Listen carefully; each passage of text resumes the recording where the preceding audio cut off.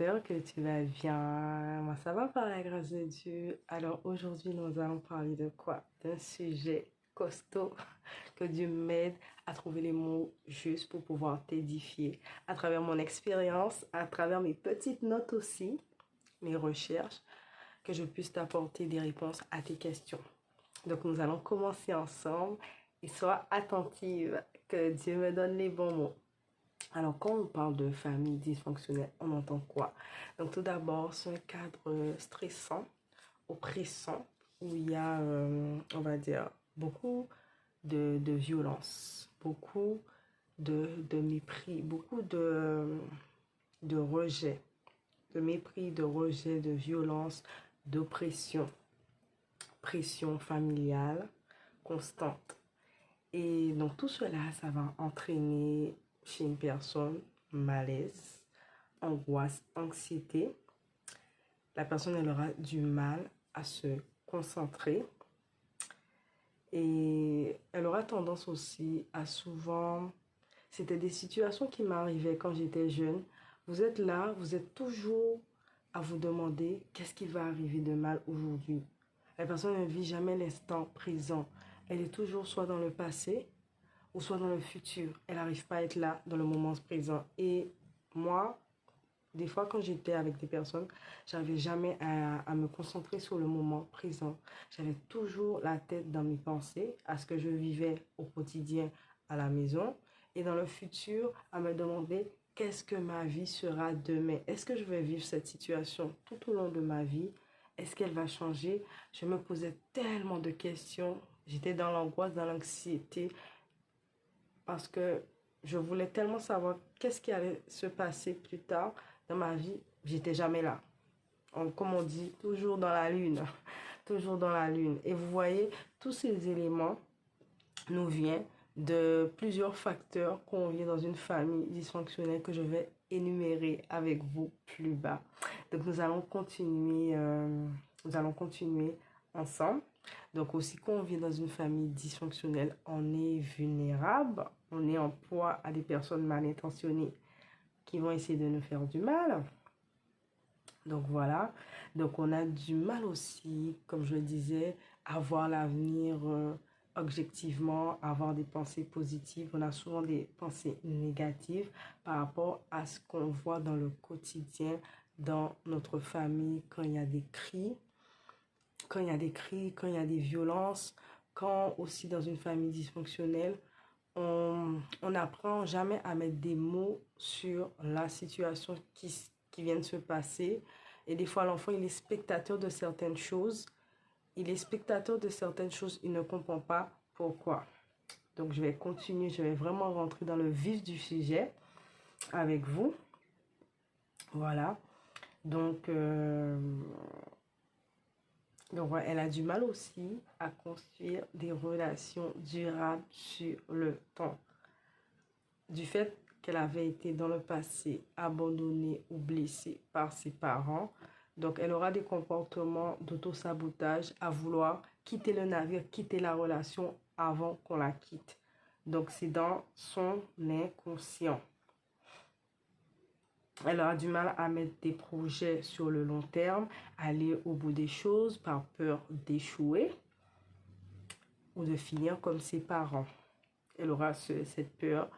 Elle aura tendance aussi, quand on vient d'une famille dysfonctionnelle, la personne elle aura tendance aussi à s'isoler, à se replier sur elle-même. Donc, vous voyez, c'est tous ces comportements, ces attitudes qu'on développe quand on vient dans une famille dysfonctionnelle. Le repli sur soi, l'isolement, en pensant que personne ne va la comprendre.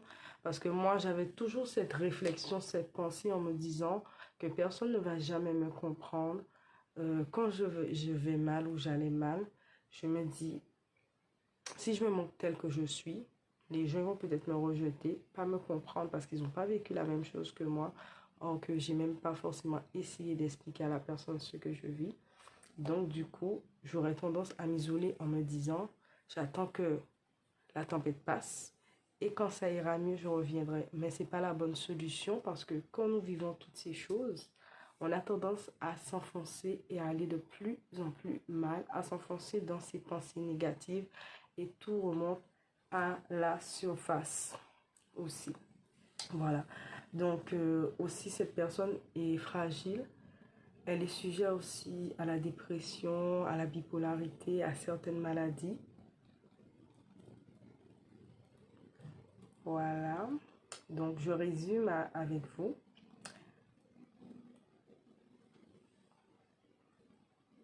Donc, tout cela, ça va affecter aussi le fonctionnement de l'enfant à l'âge adulte qui aura tendance à se culpabiliser constamment, aura une faible estime de soi, des relations instables, comme je le disais, ou conflictuelles. Elle ne saura pas avoir des relations stables parce qu'on n'a jamais appris à avoir des relations stables. Dans le schéma qu'elle connaissait de ses parents, quand on avait des problèmes, on n'allait pas forcément s'asseoir, discuter et se dire, bon, tu sais, tu as eu tel ou tel comportement, je n'ai pas aimé, tu m'as fait mal, pardon. C'était des cris, c'était des insultes qu'elle voyait dans sa famille et puis tout le monde revenait comme si de rien n'était après la situation passée, mais n'allait pas forcément vers l'un et l'autre pour pouvoir mettre des mots et donner des explications et se pardonner. Donc voilà. Donc voilà. Donc je vous fais un petit résumé de tout ça. Donc aussi c'est des insatisfactions constantes aussi. Tout ce que la personne, elle aura beau faire ou on aura beau faire pour elle, elle sera jamais satisfaite. Elle voudra toujours plus. Elle va toujours penser qu'il n'y a jamais assez. Voilà. Et vous savez qu'on vit dans une famille dysfonctionnelle. On reproduit toutes ces choses inconsciemment parce que je me rappelle, ma mère, elle avait tendance à me dire des choses. Elle me disait, oui, mais bon, je fais ça, c'est pour ton bien parce que tu sais, mon père, ma mère agissaient ainsi et ça m'a pas fait du mal, ça m'a fait du bien. Et sans se rendre compte que ces choses que les parents faisaient, ça leur détruit à petit feu. Et beaucoup de parents grandissent avec des blessures. Ils ne savent pas que cette chose que le parent lui a fait, ça crée un choc dans son âme, un choc dans son esprit. Une fois, ma mère m'avait expliqué qu'il y avait un monsieur qui était venu lui demander en mariage qu'il aimait. Et son père, ce qu'il a fait, il l'a mis dans la cour et il l'a frappé aux yeux de tout le monde. Et pour elle, en fait, elle disait que ce n'était rien, que c'était normal, les parents agissaient ainsi à l'époque. Mais pour moi, quand elle m'a raconté cette histoire-là, ça m'a tellement choquée. Parce que vous imaginez, à cette époque, les enfants, ils étaient... C'est pas comme au jour d'aujourd'hui où tout est normal, où on arrive comme ça, on présente à maman, papa, voilà mon copain, où le compagnon vient dormir à la maison, chez les parents. Non, à l'époque, c'était pas comme ça. À l'époque, voilà, fallait venir voir les parents de la fille, fallait avoir une bonne situation, fallait avoir de quoi prendre la fille, fallait lui demander en mariage, fallait connaître les parents du monsieur, etc. C'était tout un protocole qui sécurisait la jeune fille, qui sécurisait la relation, qui sécurisait le mariage et tout. C'était pas comme aujourd'hui où il y a tellement de liberté de faire les choses sans forcément de représailles ou de peur.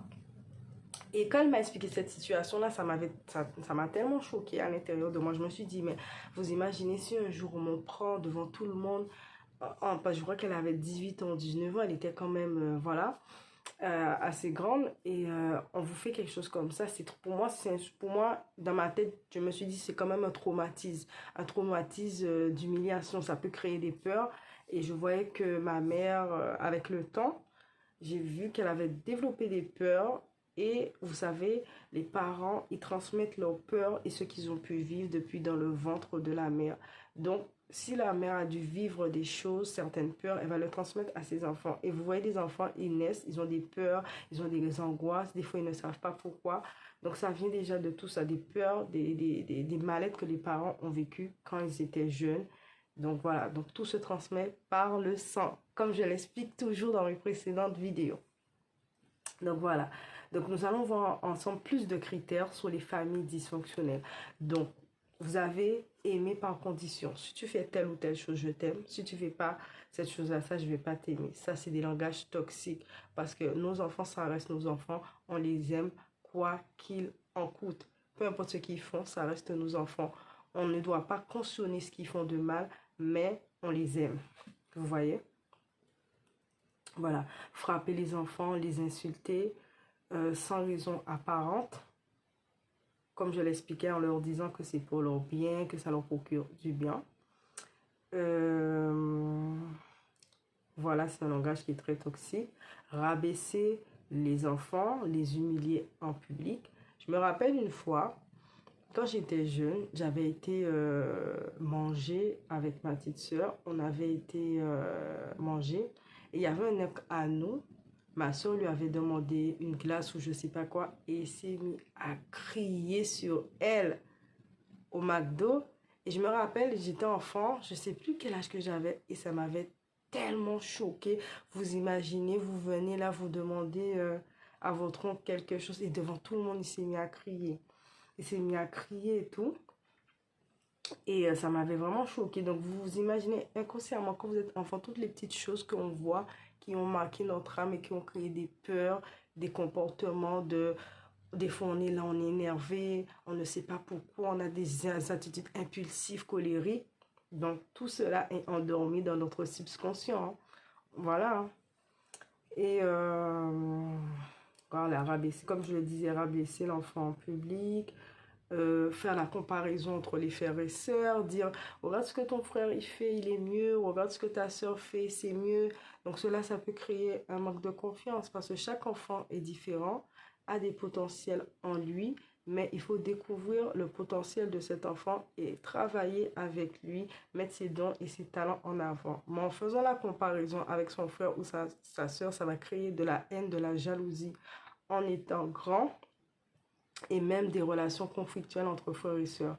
J'ai eu à vivre ces choses et j'ai pu aussi voir dans mon entourage des personnes vivre ces choses. Donc ça, c'est une très mauvaise chose, faire des comparaisons. Chaque enfant est unique. Essayez de comprendre l'enfant, pourquoi il a tel comportement, pourquoi il a des difficultés à l'école, il n'arrive pas à apprendre, pourquoi il est turbulent, ça peut être dû à une frustration qu'il vit à la maison ou un mal-être, ou bien peut-être qu'il a du mal à comprendre certaines choses, mais ça ne veut pas dire qu'il est bête, ça ne veut pas dire qu'il n'est pas intelligent. Voilà, chaque enfant est différent. Donc voilà, donc ensuite, passons. Voilà. Quand il y a des situations, comme je le disais, que les parents refusent de mettre les mots sur la situation, mais passent à autre chose, ou revient comme si de rien n'était. Voilà, sans explication. Et l'enfant va grandir en étant colérique ou agressif parce que c'est son langage de prédilection qu'il a appris quand il était enfant. Hein. Voilà. Et l'enfant aussi, vous savez, quand il aura des problèmes avec certaines personnes de son entourage, au lieu de pouvoir affronter les conflits, il va les fuir et il aura du mal à aller vers les autres pour affronter les conflits et dire les choses. Il aura tendance à fuir, à s'isoler, à garder tout à l'intérieur de lui et ce qui crée des gros mal-être intérieurs. Voilà.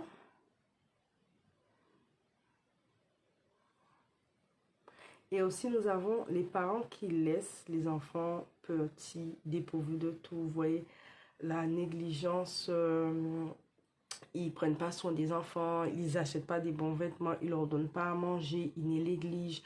L'enfant est là dans la maison, c'est comme si l'enfant est invisible, il n'y a pas de communication, il n'y a pas de bisous, il n'y a pas d'attention, il n'y a pas de je t'aime. Ça, c'est vraiment pas bon. Il n'y a jamais de dialogue, l'enfant est transparent dans la maison. Quand aussi on retrouve dans la famille, il y a beaucoup d'abus, de l'alcoolisme, de l'abus sexuel, toutes sortes de choses, voilà. Des querelles ou bien d'autres membres de famille qui vont monter les uns contre les autres, monter le père, la mère contre les autres, sans forcément chercher à résoudre les conflits. Donc sur le long terme, il y aura rien de sain.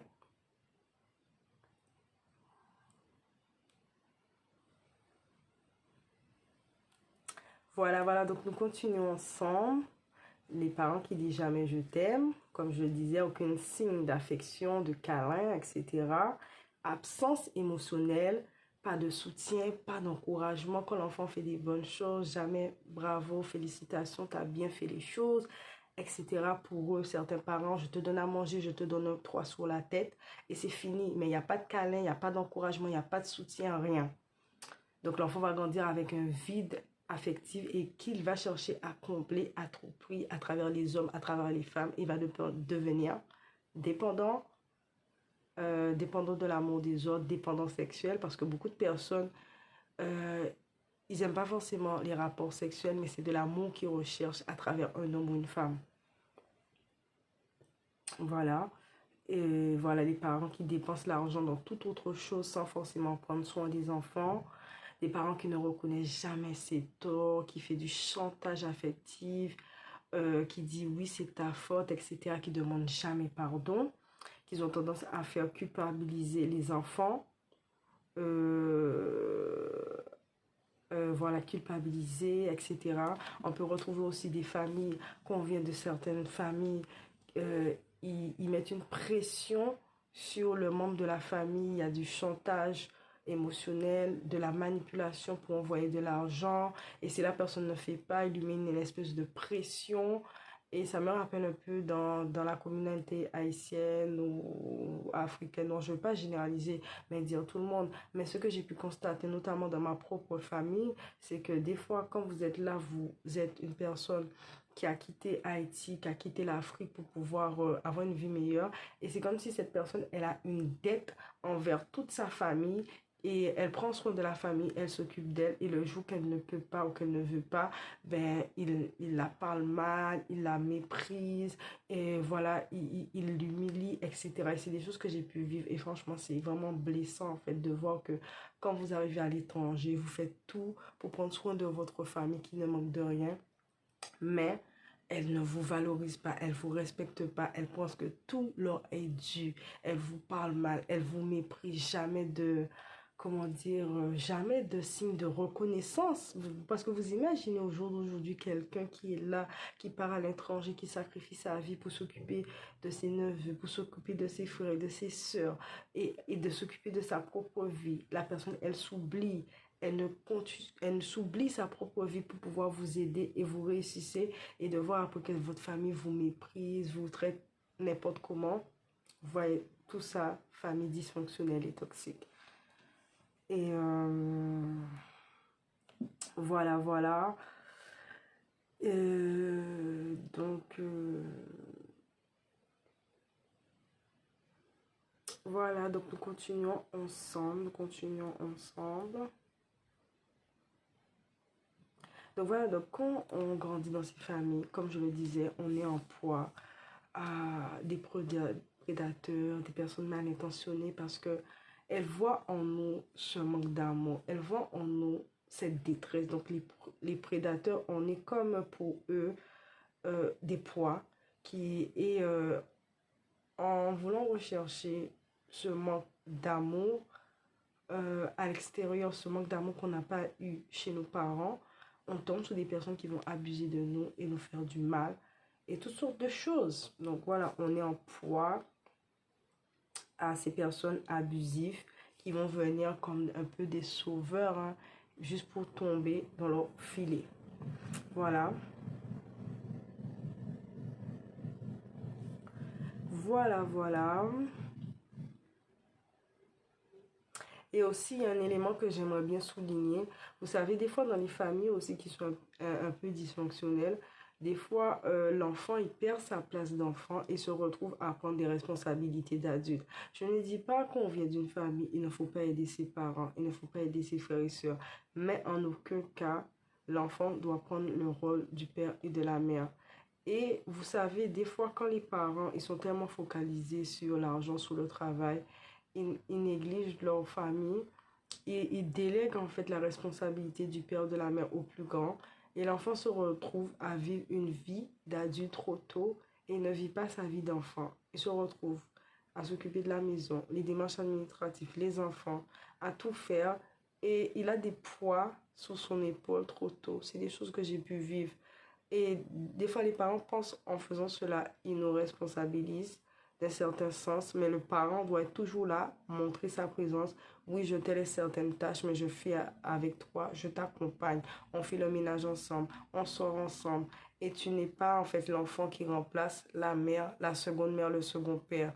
Tu es cette grande sœur, ce frère qui va aider, mais tu as ta vie d'enfant. On sort ensemble avec les enfants. Le parent doit sortir avec ses enfants, faire des activités. Voilà, donc c'est ça en fait, faire attention que les rôles ne soient pas transvasés, que l'enfant se retrouve à avoir le rôle du père ou de la mère et qui fait que l'enfant ne vit pas pleinement sa vie d'enfance, son adolescence, mais il s'occupe des enfants, il s'occupe des petits frères, il fait à manger, il fait tout. Donc vous voyez, on a des responsabilités trop tôt. Donc voilà. Et voilà. Donc, je vous fais un petit peu de résumé de mon expérience et de mes notes. Voilà. Donc, vous voyez, en gros, c'est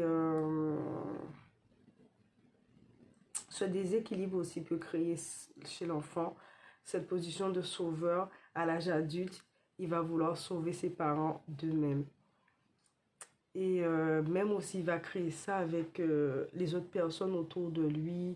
Il aura toujours cette tendance à vouloir sauver les autres d'eux-mêmes, quitte au déprimant de leur santé mentale et santé physique. Donc, quand on vit avec ce manque, ce vide, on a le symptôme du sauveur, on veut sauver tout le monde au déprimant de nous-mêmes. Et on va toujours chercher à remplir le besoin des autres, coûte que coûte. Et en attendant, on aura aussi cette tendance à se dire, parce que je vais remplir le besoin des autres, en tant que sauveur, ben moi aussi, on va remplir mes besoins. Donc la personne sera toujours dans l'attente des autres. Une attente insatisfaite. Voilà.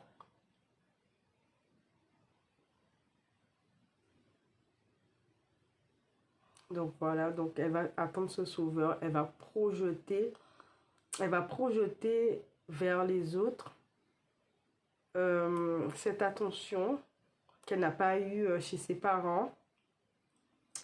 Chercher toujours l'approbation des autres pour se faire aimer. Elle va vivre du regard des autres, mettre sa valeur dans ce que pensent les autres. Et ses attitudes seront conditionnées pour plaire les autres.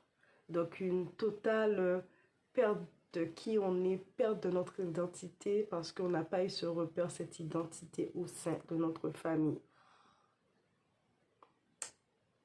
Voilà. Elle aura du mal à discerner ce qui est bon, ce qui est juste pour elle.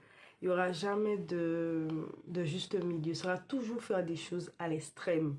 À l'extrême, toujours donner trop, toujours faire trop pour les autres. Et on ne lui donne rien en retour. Et elle ne saura pas quand dire non. Elle ne saura pas dire non. Elle ne saura pas dire stop. Elle ne saura pas s'imposer, s'affirmer, montrer qui elle est.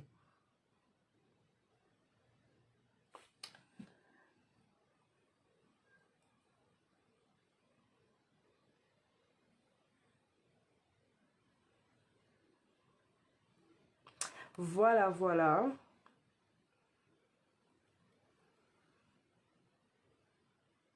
Donc, nous arrivons un peu vers la fin de tout ça pour vous expliquer en gros, une famille dysfonctionnelle, qu'est-ce que c'est, qu'est-ce qu'on peut retrouver, voilà, les abus, la maltraitance, la négligence, etc.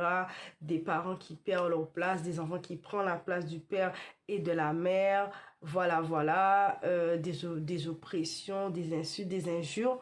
Voilà, grosso modo. Et quand on grandit à l'âge adulte, on a conscience de toutes ces choses et déjà admettre que oui, malheureusement, on vient d'une famille dysfonctionnelle et on ne choisit pas sa famille. Il faut l'accepter pour pouvoir guérir et passer à autre chose.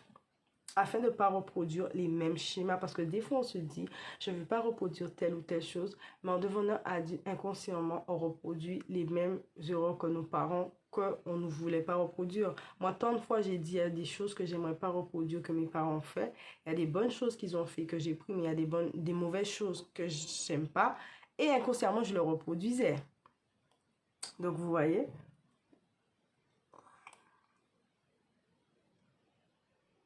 Donc, il faut dire stop, décider de dire stop à tous ces schémas dysfonctionnels, de briser le silence, d'en parler.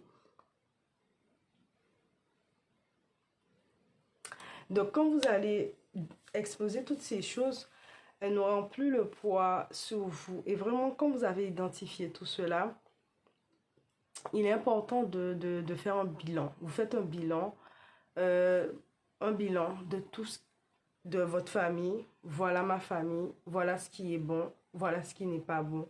Est-ce que je veux garder, est-ce que je vais enlever? Et à partir de là, vous faites comme un schéma, comment dire ça?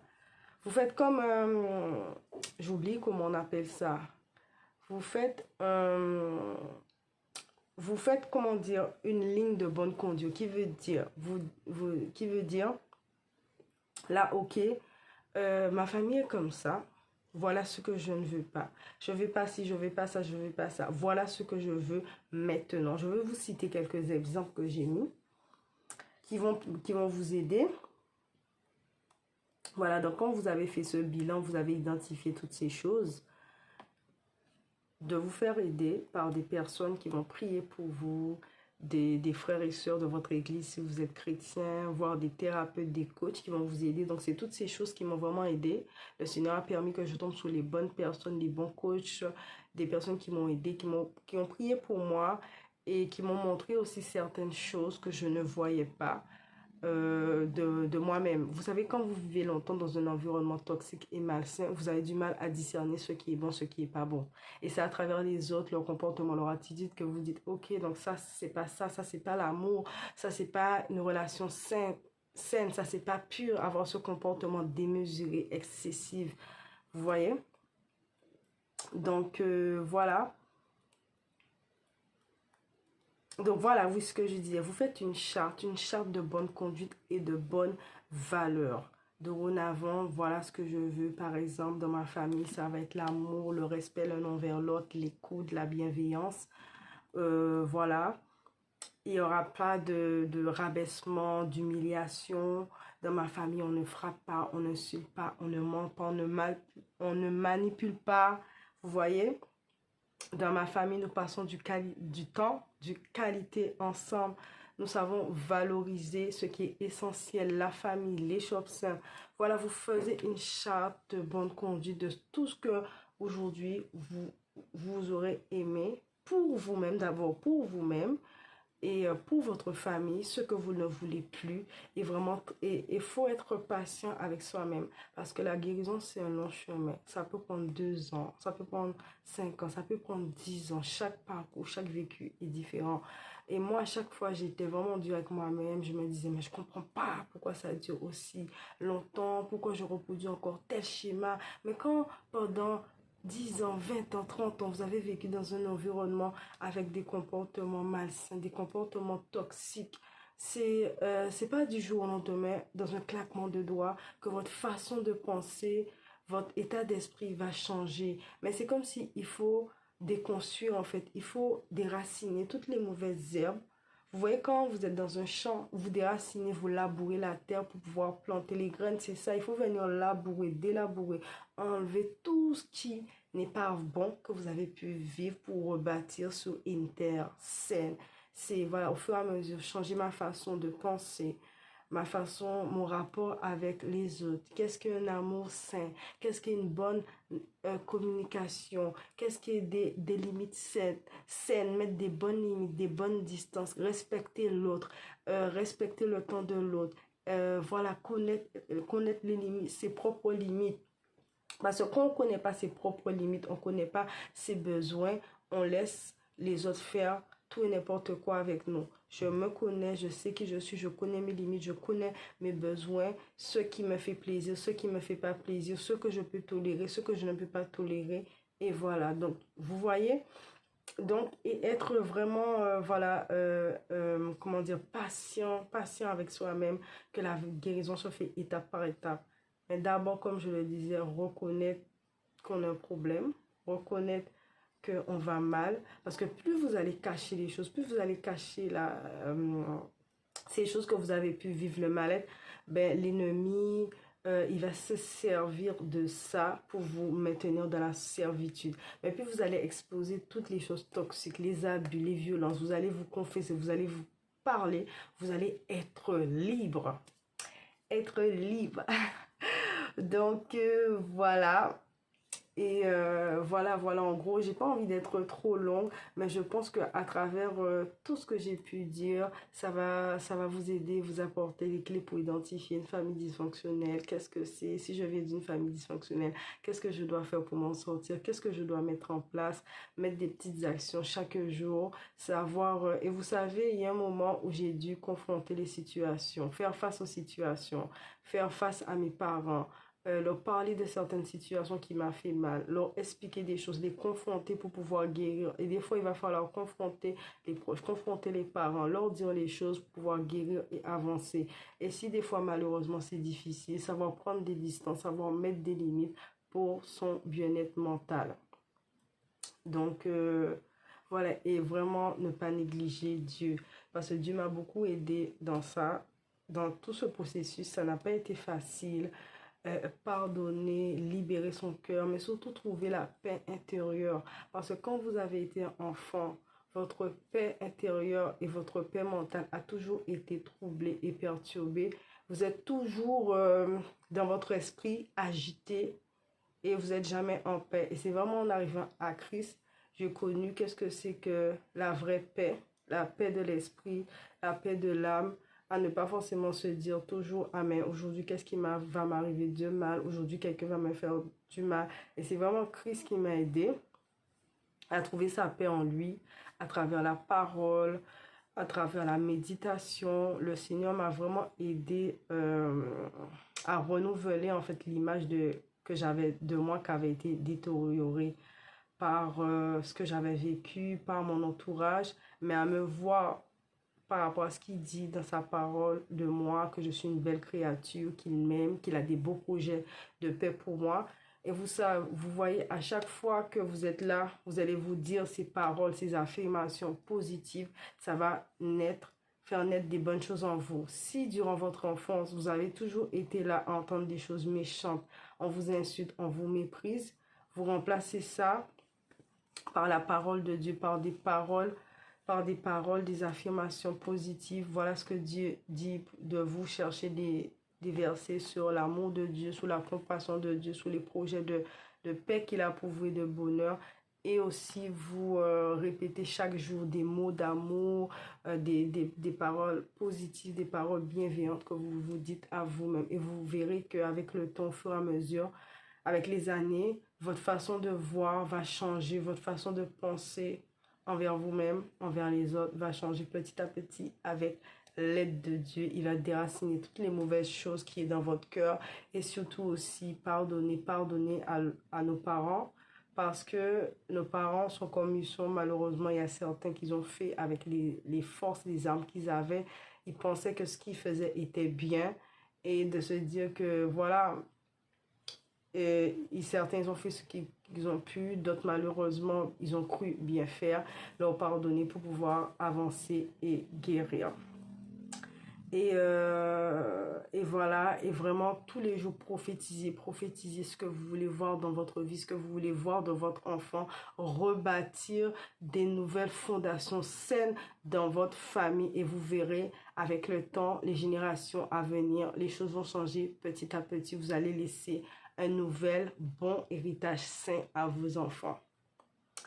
Voilà. Donc, en tout cas, je pense que dans l'ensemble, j'ai tout dit. J'espère vraiment que le Seigneur va vous bénir, va vous parler à travers tout ça. Et voilà, et de vous dire que ma vie a mal commencé. Je viens d'une famille dysfonctionnelle, mais moi, je peux réécrire l'histoire de ma vie, créer une meilleure vie pour moi-même, pour mes enfants et pour la génération future à venir. Ne pas reproduire les schémas toxiques de mes parents et guérir pour être pleinement libre. Parce que tant qu'on n'a pas reconnu ces choses, on les a pas admis, on les a pas traités, on n'est pas guéri, on n'est pas totalement libre. On vit, mais on ne vit pas vraiment, on souffre à l'intérieur de soi. Donc, je vous dis à bientôt sur la femme restaurée.